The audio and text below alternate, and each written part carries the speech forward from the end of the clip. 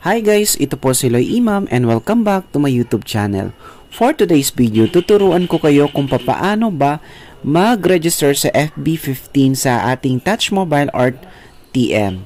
So ang unang gagawin natin guys ay pumunta po tayo sa ating mga dial sa ating cellphone or sa ating telepono. Click po natin yan siya guys. Ayan. And then itatype po natin yung asterisk 143 at sign number. Pagkatapos nyan guys ay idadial po natin siya. Then i-click po natin yung TM or Touch Mobile. Yan. Napakadali lamang nito guys at napaka-basic nito. Then ito na po yung lalabas after natin maklik ang asterisk 143. So dito natin makikita yung FB 15 ml or FB ML15 na 1GB. So kung nakikita nyo po guys, nandito po siya sa number 5.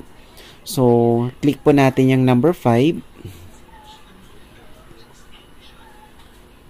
Ayan. So, 1GB pang Facebook at pang Mobile Legends. So, hindi lang po siya pang pang Facebook, no? Pang ano din siya, pang Mobile Legends. Good for 3 days na po yan siya and 1GB. So, matagal na rin po yan siya maubos. Matagal-tagal din yan siya maubos guys. So, ganun lamang kadali ang mag-register. So, ganun lang po mag-register sa FB15 sa ating Touch Mobile. So, kung nagustuhan nyo itong video ito at nakatulong sa inyo, please paki-subscribe and click the bell para kayo po ay ma-notify sa mga susunod po nating video i-upload. Again, ito po si Loy Imam. Welcome po kayo dito sa ating basic tutorial and maraming salamat po.